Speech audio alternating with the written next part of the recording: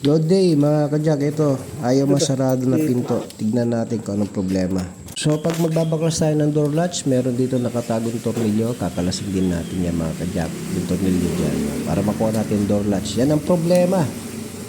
Ayan mga kajak, so itong luma na kanyang cable, kakalasin nyo lang yan mga kajak, para sa gano'n ililipat natin sa kabila. Yung bago, yung nasa kabila ay bagong door latch, dyan natin ililipat yan. So ganun lang naman, pagka nabaklas nyo, medyo marami lang kayong baklasin. Pagka door latch ng EcoSport, no, yung ayaw na mag-lock no inyong mga pinto, ito dumating, tinalian na lang ng seatbelt, no. So anyway mga kajak, ayan, pagtanggal nyo yan, kunin nyo lang, tapos ililipat nyo naman sa kabila. So nailipat na natin, kung pagka nailipat na natin itong cable na ito, at least maisalpak na natin mga kajak doon sa sa mismong door. So pag tignan nyo lang, mailapat nyo ng husto mga kajak, at magkiklip naman yan. Ititignan nyo maigi para hindi siya bibitaw. So anyway mga kajak, pagkatapos nyo yan ilagay, ay papasok nyo na sa loob.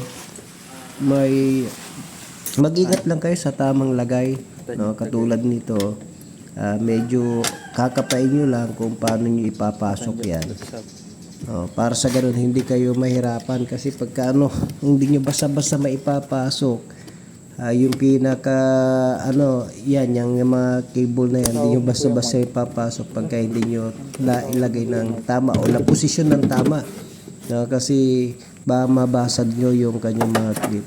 So anyway, papasok nyo rin dito yung inalis natin yan kanina, no? So binalik lang natin din kasi hindi naman kasama pag bumili tayo ng door latch, hindi kasama yung cable na yan. So yan ang medyo tricky, na lalo na yung bakal na yan, hindi nyo basta-basta maipapasok yan. So nyo, kapain nyo lang na hindi siya mapupersa. So ipapasok nyo, tapos iikutin nyo, no? So kakapain nyo lang yan, ipapasok nyo yan, tapos iikutin nyo para pumasok sa loob. So anyway, ang ginawa ko dyan, kasi yung pamangkin ko yung nagbaklas kanina, pero ako na lang nagpasok yan. Yan, pagka pinasok nyo yan, itaas nyo muna itong door latch na to, yan, papasok pataas, yan, para sa ganun maipasok nyo na maayos. Yan, pagka papasok na yan na maayos pagka itinaas natin. Tapos tulang lang konti, tapos pipihitin lang natin. Pagka pihit natin yan nandito mayroong yung sinusuksukan, yan, tapos pihit ng konti, pasok na yan, no? Yun, so kita nyo, paikot, inikot ko lang, pasok na, hindi na maalis. Kaya inuna ko muna yung bakal na yan, and then tapos ito yung cable niya, yung isang kulay blue naman. So hindi na ialis kasi nakita ko naman na nakalak na. Kaya yan ang pagpasok, medyo alalay lang mga kajak, kasi pagka mabasag natin yung pinagsasalpakan, ito madali naman na to, ilalak nyo lang yun. So okay na, pagka nasalpak nyo na lang, then ikabit nyo na uli yung tornilyo, yung inalis natin, yung pagka inalis nyo yung rubber, meron nakatagong tornilyo doon. So huwag nyong kakalimutan na itornilyo, kasi tornilyo din ng door latch yun. So minsan mahirapan magbaklas, hanapin nyo, kasama doon yun, no? So doon sa taas ng door latch pala. Ganyan lang mga kajak, ang ginawa ko.